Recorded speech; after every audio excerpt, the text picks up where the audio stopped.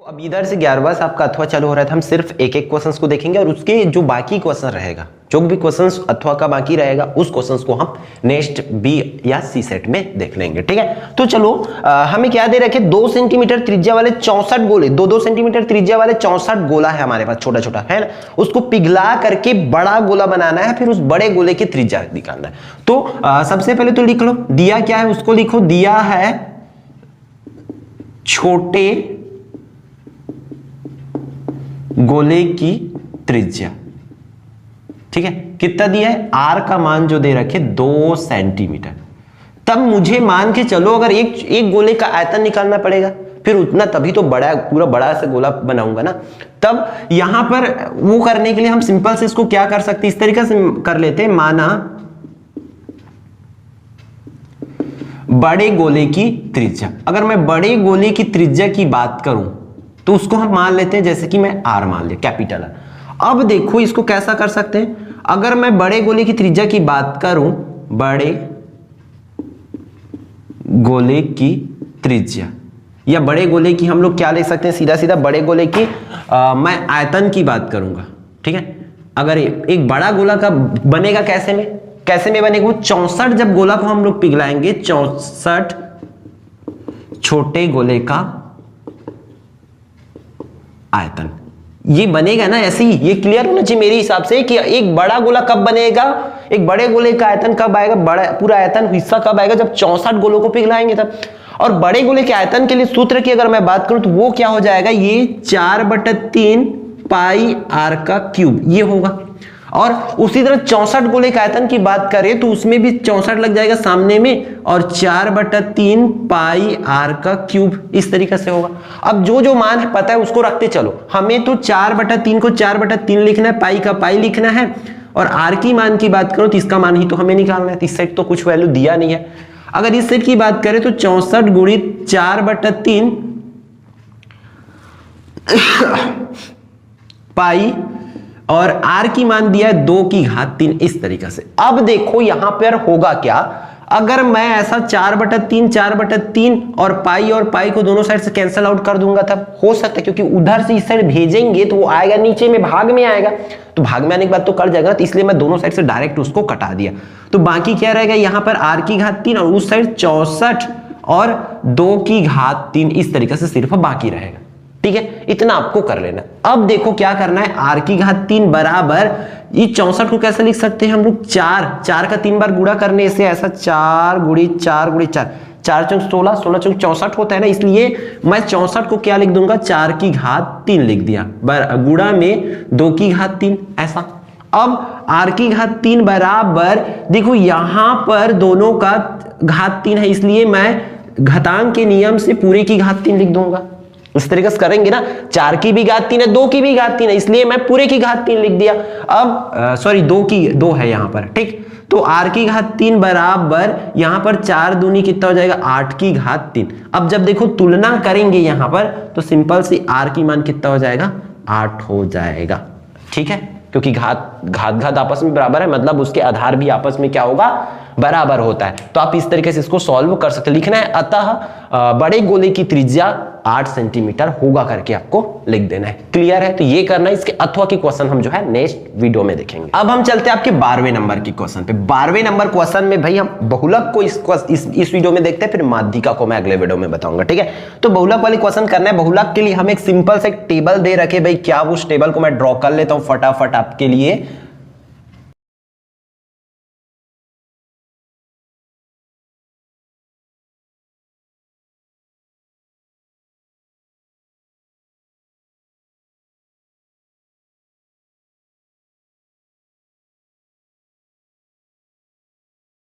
ये वो क्वेश्चन है, इस क्वेश्चंस को ऑलरेडी हम लोग देख रहे हैं, देख चुके हैं 2022 में। देखो फिर से इसका रिवीजन हो रहा है, रिपीट हो रहा है आपका क्वेश्चंस, है ना, इसी तरीका से ही पूछे जाते हैं। सिंपल से आपको बहुलक निकालना है इसमें, तो साड़ी तो बना लेंगे। अब देखो ये आपको लिखना क्या है, यहां सबसे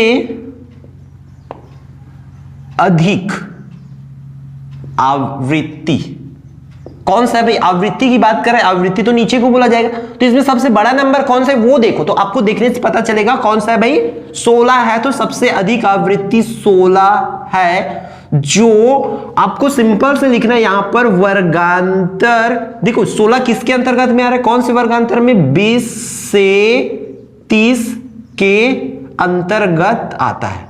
ठीक है, सिंपल से आपको लिखना है अंतर्गत आता है, ये आपको कर लेना है।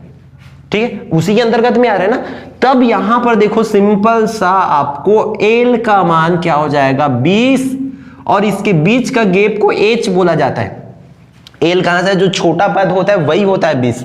तो ये हो गया H का मान, सॉरी L का मान कितना हो, छोटा पद को 20 बोल दिए। अब इसके बीच का गैप कितने का, 20 और 30 के बीच में कितने का गैप है, 10 का। तो ये हो जाएगा 10, कर लोगे। अब देखो आपको फॉर्मूला के हिसाब से आपको F1, F0 और F2 की भी मान चाहिए, क्योंकि फॉर्मूला आपको याद है। तो जो बड़ा आवृत्ति होता है वही होता है F1, और उसके पहले वाला F0, और ये वाला होता है F2, याद रखना। तब यहां पर देखो अगर मैं बात करूं F0 का तो वो हो जाएगा 5, F1 की अगर मैं बात करूं तो वो हो जाएगा 16, और F2 की अगर बात करूं तो वो हो जाएगा कितना भैया आपका 12। इस तरीके से कर लेना। अब आपको सिंपल सा हम जानते हैं सूत्र कौन सा भाई, बहुलक का। अगर मैं बहुलक का सूत्र की बात करूं तो क्या होता है, L प्लस में F1 माइनस F0 बटा में 2F1 माइनस में F0 माइनस F2, इस तरीके से ब्रैकेट करना है और इनटू में H करना है, सिंपल सा। ठीक है, बराबर L की मान की बात करो, L का मान कितना है 20, प्लस में प्लस लिखोगे, प्लस है तो F1 माइनस F0 को करना है, तो F1 में F0 को घटा दो इस तरीके से।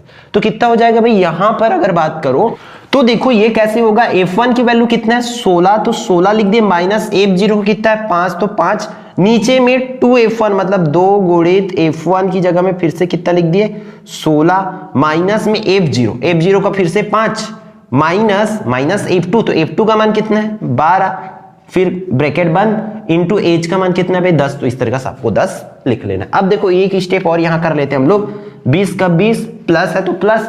अब देखो 16 में 5 जाएगा तो आपका बाकी कितना रहेगा भाई 11। ठीक है, नीचे में 16 दूनी ये हो जाएगा 32, और माइनस ये दोनों समान चिन्ह है इसलिए इसको जोड़ दो, तो 12 और 5 यहां पर हो जाएगा 17। इस तरीके से कर लोगे, और इनटू में 10 है तो 10। फिर बाकी क्वेश्चंस बाकी को हम इस साइड सॉल्व कर लेते हैं। हमारा देखो 20 का मैं क्या लिखूंगा, 20 का 20 प्लस, फिर इसको देखो 11 ऊपर में इस तरीके से 11 तो बाकी रहेगा, वो करेक्ट है। ठीक है, अब 32 में आप 17 माइनस कर दो। ठीक है, 32 इस तरीके से, 32 में 17 माइनस, देखो ऊपर में ऊपर वाला छोटा इसलिए यहां पर हाथ देंगे तो बनेगा 12, 12 में 7 जाएगा आपका तो बाकी रहेगा 5, और 3 में 2 जाएगा तो 1, तो यहां पर कितना बच जाएगा 15 बाकी रहेगा इस तरीके से, और इनटू में कितना बाकी है भाई 10। ठीक है, ये आपको करना है सिंपल सा। फिर 20 का 20 प्लस, आपको करना है क्या, सिंपल सा इसको कटा दो। अगर कट रहा है तो देखो 5 दूनी 10 और 5 तिया 15, तो 11 दूनी सीधा सीधा अगर मैं बात करूं तो ऐसा रहेगा, ऐसा ही बाकी रहेगा ना। अब 20 का 20 प्लस 11 दूनी 22, और नीचे में 3, उसको भाग कर दो, 20 का 20 प्लस, अब भाग करोगे तो कैसे होगा, इस तरीके से 3 बाहर में 22 अंदर में होगा। ठीक, 3 7 21 इस तरीके से। अब एक बाकी छोटा इससे दशमलव तो 0, 3 तिया 9, फिर एक बाकी तो 3 तिया 9, तो वो इसको हो जाएगा 7.33। जब जोड़ोगे 20 और 7 को तो 27.33 इसकी आंसर हो जाएगी। अतः आपको लिखना पड़ेगा, अतः बहुलक 27.33 होगा करके। तो इस तरीके से आपको बनाना है, जिसके लिए आपको 4 मार्क्स मिल जाएगा। याद रखना हम लोग उस क्वेश्चन में बनाए थे पिछले साल 2022 की अगर बात करें तो यहां पर 5 की जगह सिर्फ 1 नंबर बदले तो लोग 5 की जगह 6 लिख दिए थे, तब उसके आंसर थोड़ा सा लगाया था। देखो ऐसे थोड़ा थोड़ा चेंज करके आपको देंगे नंबर को, क्योंकि क्वेश्चंस तो है नहीं ज्यादा हमारे बोर्ड में, जो भी पूछा जाएगा इसी तरीके से, इसलिए बहुलक, माध्यिका, समांतर माध्यिका तीनों को कंफर्म रखते हुए आप लोग चलो। ठीक है, अब देखते हैं कौन से क्वेश्चंस को। आपके क्वेश्चन नंबर 13 को क्या बोला जा रहा है, एक वृत्त की त्रिज्या 20 सेंटीमीटर है। ठीक है, एक कोई वृत्त है, उसकी त्रिज्या हमें दे रखे, मान के चलो हम ऐसा एक डायग्राम भी, क्योंकि इस क्वेश्चन में हमें बनाना पड़ेगा, तो मैं वो डायग्राम पहले बना लेता हूं। ये वृत्त है अपने पास, इस वृत्त का ये हुआ केंद्र, तो इसकी त्रिज्या कहीं पर का भी ले, उसकी त्रिज्या मुझे 20 सेंटीमीटर, तो मैं लिख लेता हूं भाई इसमें दिया है त्रिज्या बराबर कितना 20 सेंटीमीटर और जीवाओं के बीच की दूरी मान के चलो 2 ठो जीवा है मेरा इस तरीका से, ठीक है। मैं इस जीवा का नाम दे देता हूं AB और ये CD। इन दोनों जीवाओं के बीच की दूरी की अगर बात करूं तो वो है मेरा कंप्लीट 24 सेंटीमीटर। ये प्रश्न वाली का क्वेश्चन है, ठीक है।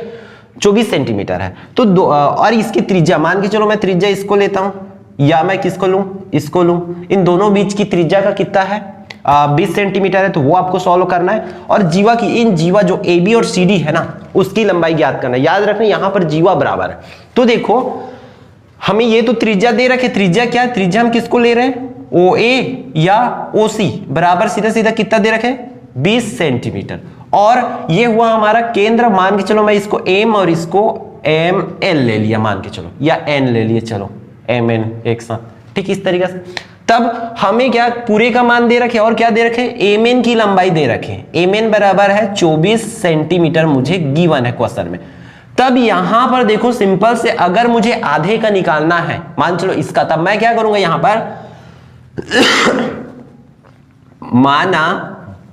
पर मानना पड़ेगा, ठीक है। माना कि OM बराबर X सेंटीमीटर, ठीक है। अगर मैं इतना को X मान लू, OM को X मान रहा हूं, ठीक है, तब मेरा पूरे उसका कितना होगा ये वाले का, जब इसका तो 1 सेंटीमीटर है। तब अगर ऊपर की बात करूं, देखो अभी आप लोग को थोड़ा सा कंफ्यूजन हो रहा है ऐसे मुझे लग रहा है। देखो सिंपल सा मैं इसको देखो मुझे पूरे का लंबाई पता है कितने का, M से N तक की लंबाई पता है कि वो 24 सेंटीमीटर। अब मुझे इन आधा आधा टुकड़ा का निकालना है तो मैं क्या करूंगा, बराबर जीवा है तो देखो सॉरी इसमें बराबर है मतलब तब यहां सिंपल से हो जाएगा। अगर वो बराबर है ना, बराबर जीवा है मतलब यहां पर OM बराबर ON जो है बराबर बराबर बढ़ जाएगा। कंप्लीट कितना कितना सेंटीमीटर 12 सेंटीमीटर, ठीक है। मतलब ये वाला भी 12 होगा और ऊपर वाला भी 12 होगा, तो कोई दिक्कत नहीं है। जो अगर ये बराबर नहीं रहता जीवाओं के बीच की दूरी बराबर, इसमें बोला गया ना क्वेश्चन में कि बराबर जीवाओं के बीच की दो बराबर और समांतर, इसलिए जीवा बराबर है तभी तो उनके बीच की दूरी बराबर होगा। तो इस तरीके से कर सकते हो 12 सेंटीमीटर होगा। अब त्रिभुज ले लो, मान के चलो मैं नीचे वाले त्रिभुज को लेता हूं तो त्रिभुज सिंपल सा त्रिभुज AMO में अगर मैं इस त्रिभुज को ले रहा हूं AMO में ले रहा हूं तब, या AOM में ले सकते हो। मैं इसमें क्या लगाना है आपको, पाइथागोरस प्रमेय से, ठीक है, उसमें लगा दो पाइथागोरस प्रमेय। पाइथागोरस प्रमेय की बात करूं तो वो क्या होता है भाई, सिंपल सा आपको पता है पाइथागोरस प्रमेय में क्या होता है, कर्ण का वर्ग, ठीक, कर्ण का वर्ग बराबर में लंब का वर्ग प्लस में आधार का वर्ग, ऐसा, ठीक है। ये होती पाइथागोरस प्रमेय। सिंपल सा कि कर्ण का वर्ग शेष दो भुजा का वर्गों के योग के बराबर होता है। यहां पर बढ़ रहा है समकोण, इसलिए इसके सामने वाला भी आपका क्या होता है, कर्ण होता है, तो ये हो जाएगा कर्ण। तो कर्ण कौन सा भाई, OC या OA है ना, OA का वर्ग बराबर लंब किसको लेंगे, OM का स्क्वायर प्लस आधार कौन सा है इसमें सॉरी, अगर आधार की बात करें तो नीचे AM होगा। इस तरीके से कर लो ना। OA का मान कितना दे रखे आपको 20 सेंटीमीटर है ना, OA का मान 20 दिया तो 20 का वर्ग बराबर OM का है 12 तो 12 का वर्ग प्लस AM तो हमें नहीं पता भाई, तो AM को AM ही लिखेंगे। अब उसके बाद देखो 20 का वर्ग होता है 400, तो यहां पर हुआ 400 प्लस 12 का होता है 144, 12 गुणित 12 करना तब आएगा, ठीक है, AM।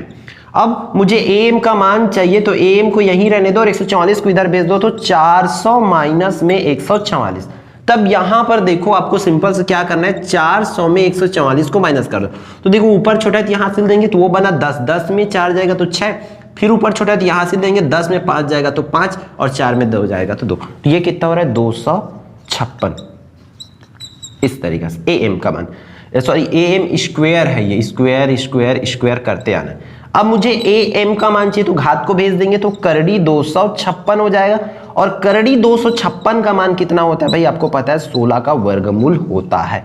ये हो जाएगा AM का मान। लेकिन हमें ये तो नहीं निकालना है, हमें निकालने के लिए क्या बोला गया है, अगर इसकी बात करें तो इस क्वेश्चन में हमें जीवा की लंबाई बोला गया है। तो जीवा की लंबाई अगर आपको निकालना है, सिंपल से आप लोग लिखेंगे जीवा की लंबाई, ठीक है। जीवा की लंबाई, जीवा कौन सा भाई AB, तो ए बी बराबर आपको सिंपल से कर देना है, 2 गुना कर देना है ए एम का, ठीक है।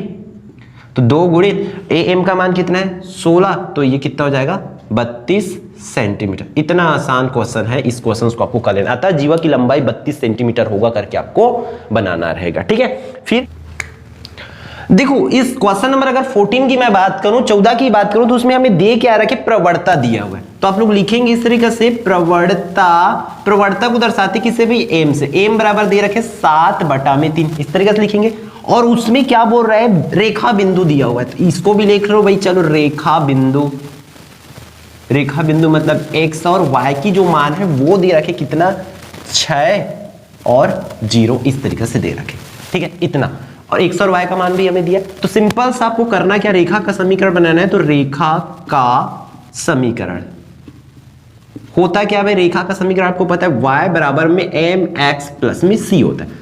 देखो इसमें हमें y और x का मान तो रखना ही रखना है, उसके लिए हमें c का भी मान चाहिए। तो c का मान निकालने के लिए हम लोग सबसे पहले क्या करते हैं, मैं y को y रहने देता हूं, बराबर में m की जगह में लिख रहा हूं 7/3, x को x प्लस में c है तो c, और इस c के देखो नीचे में कुछ नहीं, मतलब 1 मान लेते हैं, ठीक। तो y बराबर सबसे पहले नीचे नीचे का गुणा कर दो, 3 और 1 का गुणा करोगे तो 3 1 कम 3, फिर 3 गुणा करो तो 7 1 कम 7x प्लस में 3c हो जाएगा इस तरीके से। अब इस 3 को भेज दो तो ये 3y बराबर में 7x प्लस 3c हो जाएगा इस तरीके से, ठीक है। अब इसको रीअरेंज कर दो। जब रीअरेंज करोगे तो कैसे हो जाएगा, हम इसी नंबर को उस साइड ले जाएंगे तो 7x माइनस 3y और प्लस में 3c बराबर में 0 बाकी रहेगा। मैं इसको उस साइड भेज दिया तो वो देखो माइनस में गया है, ठीक है, बराबर में 0। ये हुआ समीकरण नंबर 1 आपका।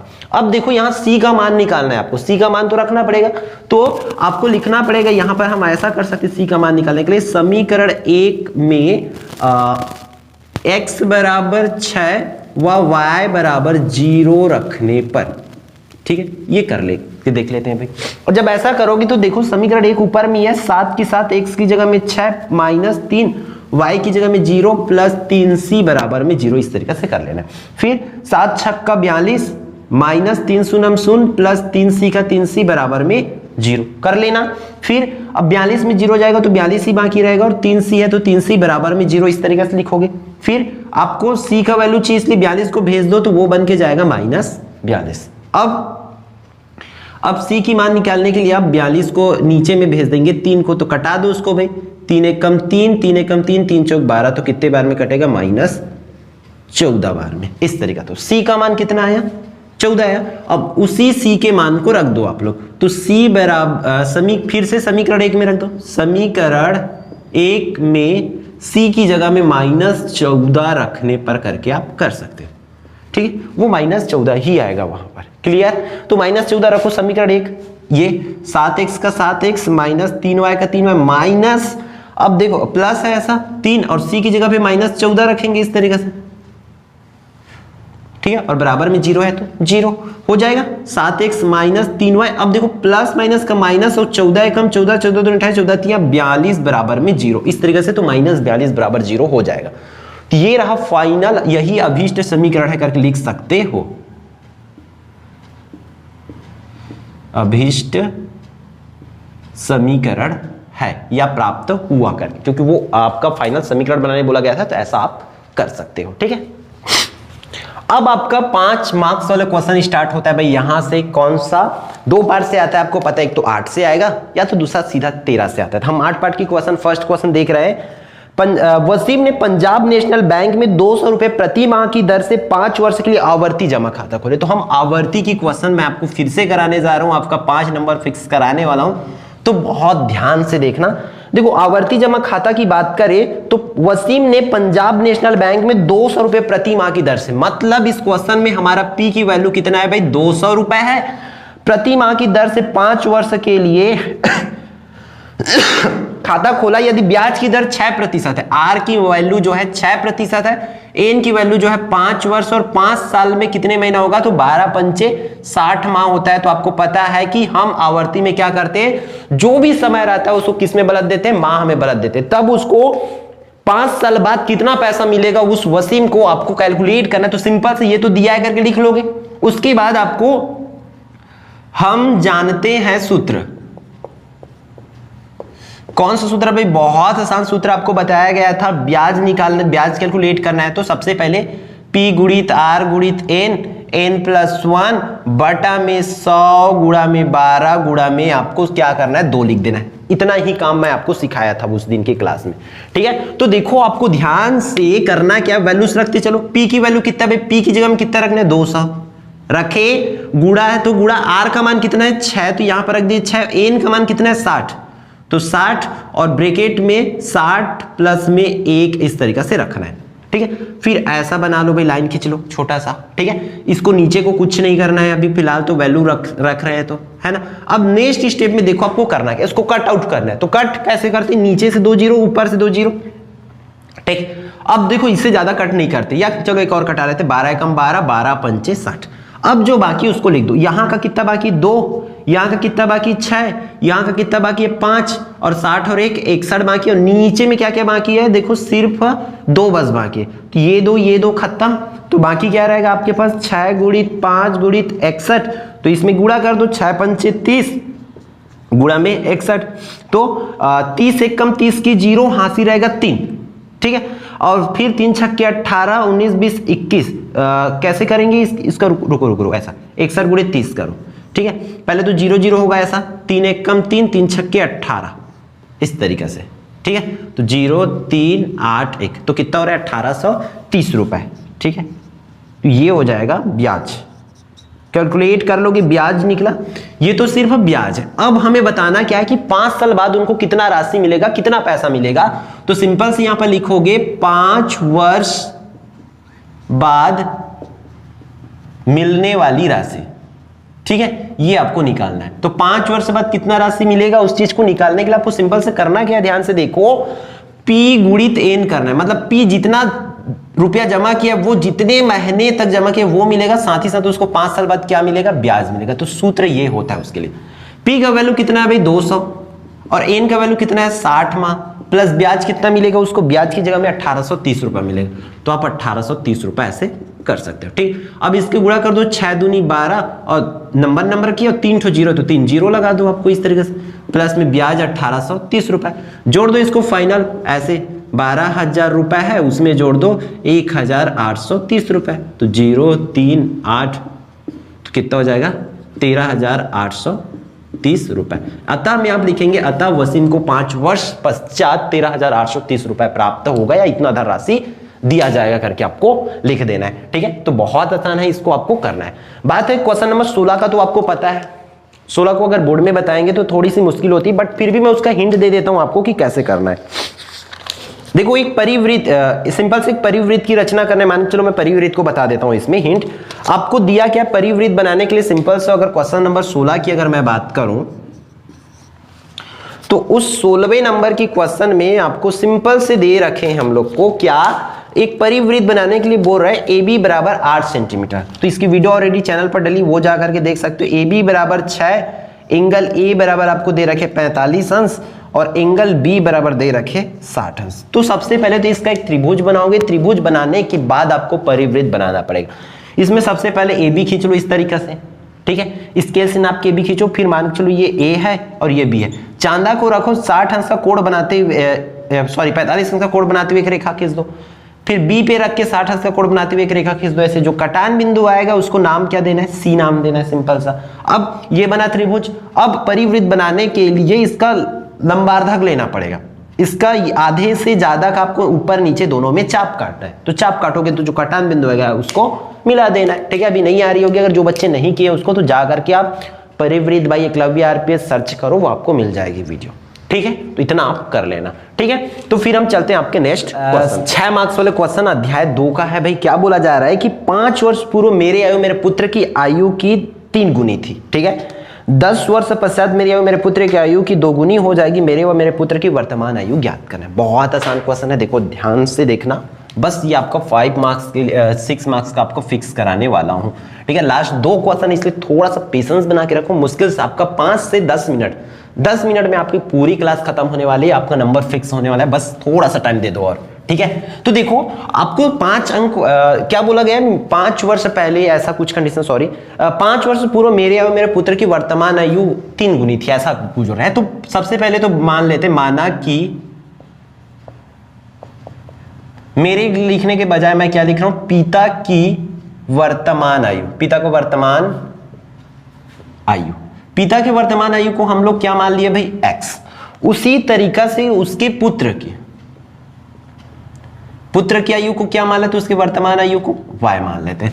5 वर्ष पहले बोला गया, इसे 5 वर्ष पूर्व पिता की आयु, 5 वर्ष पूर्व पिता की आयु अभी कितना, इतना है, तो 5 वर्ष पहले कितना हो जाएगा x माइनस में 5। उसी तरीका से पुत्र की आयु का अगर मैं बात करूं, अभी उनका कितना था y है ना, तो y में भी कितना कम हो जाएगा, 5 माइनस कर दो, 5 साल पहले मान चलो, अभी 10 है मानते तो 5 इसमें कम करते ना 5 साल पहले, तो हम लोग माने क्या xy माने, इसलिए उसमें 5 साल कम कर दिए।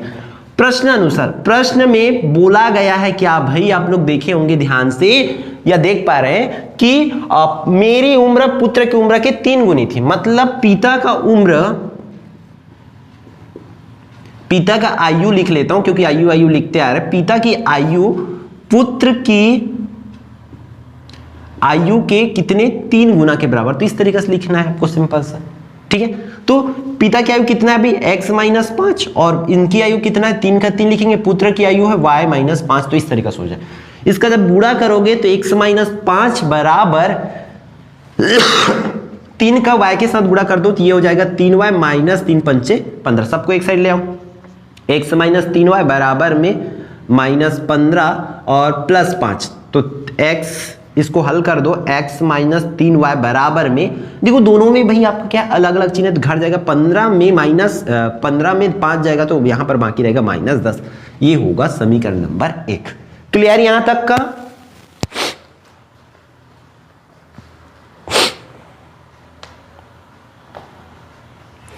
अब देखो ये तो पहला कंडीशन हुआ, फिर वो बाद में बोल रहे हैं उस क्वेश्चन में कि 10 वर्ष बाद बोल रहा है, तो 10 वर्ष बाद निकाल लो भाई, 10 वर्ष बाद पिता की आयु, अगर 10 वर्ष बाद पिता की आयु अभी कितना था x, तो 10 वर्ष बाद कितना हो जाएगा x प्लस 10। उसी तरीका से पुत्र की आयु कितना हो जाएगा, अगर मैं पुत्र की आयु की बात करूं तो वो हो जाएगा y प्लस में 10 साल बाद प्लस होते जाएगा ना वो चीजें। अब पुनः प्रश्नानुसार, क्योंकि एक कंडीशन के हिसाब से बना रखे इसलिए दूसरे बार में हम लोग लिखेंगे पुनः प्रश्नानुसार, ठीक है। पुनः प्रश्नानुसार क्या बोल रहा है प्रश्न में भाई कि उनकी उम्र है, मतलब x प्लस जो 10 है वो 2 गुना होंगे y प्लस 10 के, इस तरीके से कंडीशन बोल रहे हैं, ठीक है। अब इसको आप सिंपल से क्या करो, देखो x प्लस 10 का 10, 2y प्लस में 20 हो जाएगा।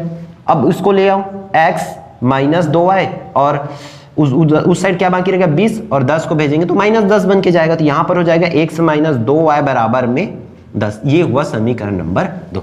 अब ये दोनों समीकरण को आपको हल करना है, तब आपको पता चल जाएगा कि पिता का उम्र कितना है पुत्र का उम्र कितना है, ठीक है। ये दोनों कंडीशन के हिसाब से तो देखो हमारा बराबर है, ये सेम है, मतलब हम इसको विलोपन विधि से कर लेते हैं। तो सिंपल सी बात है, आप क्या करोगे, समीकरण 1 व 2 को घटाने पर अब घटा दो, ठीक है। घटाओगे तो आपके पास कैसा दिखेगा समीकरण 1 ये है क्या, x माइनस में 3y बराबर में माइनस 10, इस तरीके से लिखोगे।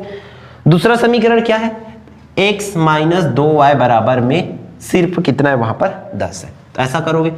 अब देखो साइन चेंज करना पड़ता है घटाने के टाइम, तो ये माइनस होगा, ये प्लस होगा और ये प्लस था तो ये भी माइनस होगा, ठीक। अब x से x खत्म, तो यहां पर देखो अलग अलग चिन्ह होने की वजह से वो क्या हो जाएगा घट जाएगा, तो यहां पर क्या बाकी रहेगा माइनस y और यहां पर माइनस 20, माइनस माइनस खत्म तो y बराबर कितना आ जाएगा 20, मतलब हमें y उनके बेटे का उम्र पता चल गया 20 वर्ष है। अब इस मान को किसी भी एक समीकरण में रख दो, आपके पास 1 2 2 समीकरण है, तो हम लोग किस में रखें, समीकरण 1 में y की जगह में 20 रखने पर,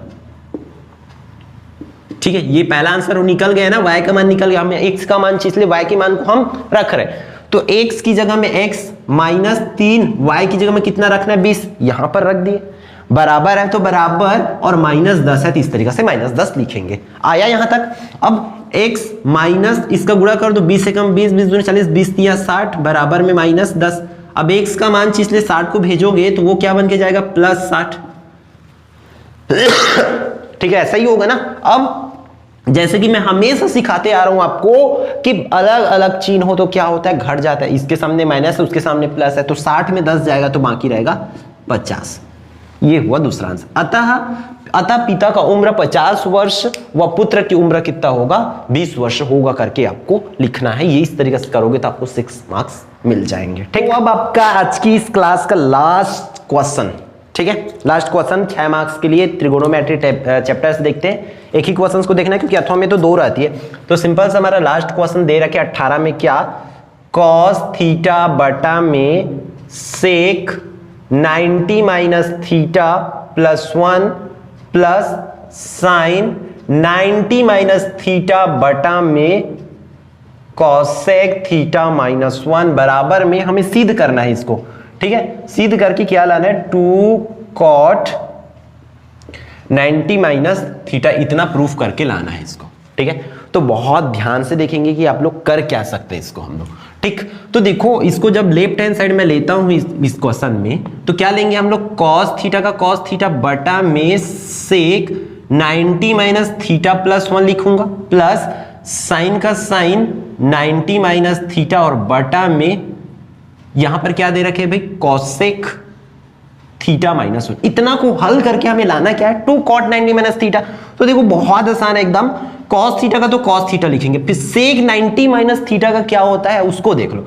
तो सेक 90 माइनस थीटा का होता है भाई आपका क्या, कॉसेक थीटा, तो ये cosec theta plus 1, plus sine theta का क्या होता है, कॉस थीटा होता है, तो कॉस थीटा बटा में कॉसेक थीटा माइनस 1। इस तरीके से करोगे। अब एक क्वेश्चन हम लोग पिछले क्लास में देखे थे 2022 वाले क्वेश्चन में, सेम है इसी टाइप का क्वेश्चन था। उसमें से क्या किए थे, कॉस को बाहर निकाले थे, तो इसमें भी कॉस को कॉमन लेंगे तो हमारे पास बाकी रहेगा कुछ इस तरीके से, कॉसेक थीटा प्लस 1 प्लस में 1 बटा में क्या रहेगा, कॉसेक थीटा माइनस 1, ऐसा रिमेनिंग रहेगा। अब आपको पता है कॉस थीटा को कॉस थीटा लिखेंगे। अब इसको हल करना है तो सबसे पहले नीचे नीचे का गुणा फिर तिर्यक गुणा, तो एक बार कैसा होगा ये कॉसेक थीटा प्लस 1 और एक बार होगा कॉसेक थीटा माइनस 1, इस तरीका से हो जाएगा। उसके बाद तिर्यक गुणा करो, इसका इसके साथ गुणा होगा तो कॉसेक थीटा माइनस 1 प्लस यहां पर क्या हो जाएगा, कॉसेक थीटा प्लस 1, इस तरीके से। ठीक, फिर कॉस थीटा का कॉस थीटा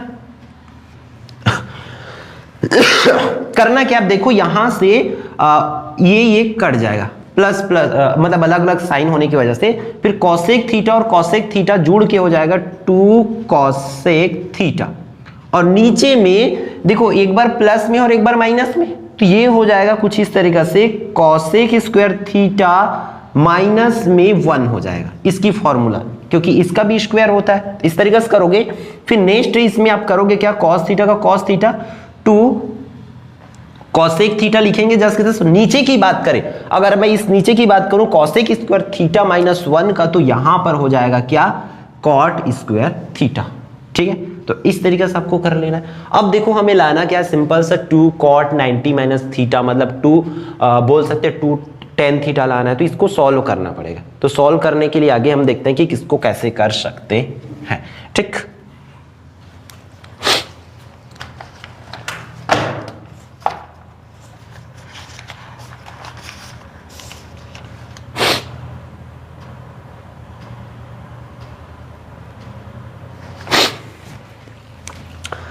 तो देखो इसके लिए थोड़ा सा यहाँ ना आपको मिर्च मसाला में थोड़ा लगेगा, यहाँ पर क्या बोल सकते, तकलीफ होगी कह सकते हैं। देखो फिर भी हमें तो नंबर लेके आना है, मतलब लाना है। 2 को मैं लिख दिया कॉस थीटा इंटू में क्या दिया हमें, कॉसेक थीटा, ये लिखा 2 कॉस थीटा इंटू वो लिख दिया। अब बाकी क्या रहा यहाँ पर हमारा ऐसा 1 बटा कॉट स्क्वायर थीटा, ऐसा ही कुछ बाकी है। उसको अगर हम एकदम सरल टर्म में लिखे तो ऊपर ऊपर को लिख दिया, नीचे में ये बाकी।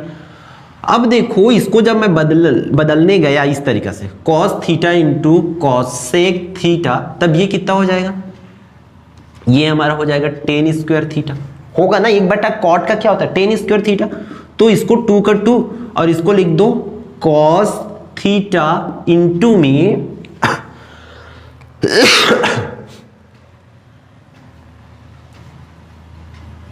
Cosec theta. ठीक है, अब टेन स्क्वायर थीटा का होता क्या है, ये होता है साइन स्क्वायर थीटा बटा में कॉस स्क्वायर थीटा, उसका फॉर्मूला होता है टेन स्क्वायर का। तो एक कॉस यहां से कटेगा, एक कॉस यहां से कटेगा, तो बाकी क्या रहेगा 2 कॉसेक स्क्वायर थीटा और बटा में साइन स्क्वायर थीटा बटा में कॉस थीटा। इस तरीके से ये रिमेनिंग रहेगा। देखो यहीं से थोड़ा सा वही काम बार बार हो रही है, तो चीजों को आपको यहां पर समझना पड़ेगा। ठीक है, हालांकि हम इसको ऐसा डायरेक्ट चेंज कर सकता था मैं ऐसे करके, तो वहां पर से भी हो जाता। ठीक है, तो ये आप ऐसा कर सकते हो इसको। ठीक, तो इस तरीके से बनाओ। फिर आगे देखो आप कर क्या सकते हो, थोड़ा सा दिमाग लगाओ, आपको लाना है 2 कॉट बस लाना है। तो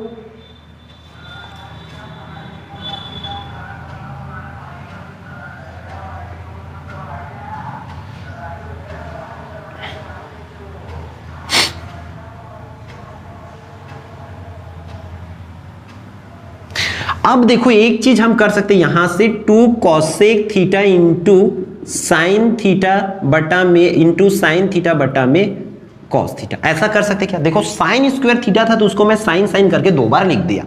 अब देखो 2 cosec theta into sine theta, इसका वैल्यू होता है 1। ठीक है, सूत्र होता है ऑपोजिट वाले का, जब क्योंकि इसका ऑपोजिट वाले का करते हैं तो ऐसे ही होता है। और साइन बटा कॉस का होता है 10, तो इस तरीके से टेन थीटा। अब 2 1 कम 2, टेन थीटा को हम चेंज कर देंगे कॉट 90 माइनस थीटा, इस तरीके से सीध हुआ करके आप लिख देंगे। तो लास्ट क्वेश्चन है, थोड़ा सा इस साइड के प्रोसेस में लंबा प्रोसेस लगा है, आप चाहो तो इसको डायरेक्ट भी कर सकते हो। ठीक है, तो ये रहा आपके कंप्लीट 18 क्वेश्चंस आपके 2020 सेट ए का।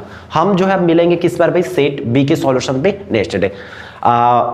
आई थिंक जो बच्चे यहां तक देख रहे हो ना, इतनी मेहनत लगी है, उस मेहनत के बाद भी आप देख रहे हो, तो आपको दिल से धन्यवाद, थैंक यू कि आप कम से कम हमारे मेहनत के लिए समझ रहे हो। आप अपने मम्मी पापा के मेहनत को समझते हो कि हाँ वो आपको इतना मेहनत से पढ़ा रहे, कम से कम पढ़ तो रहे हो।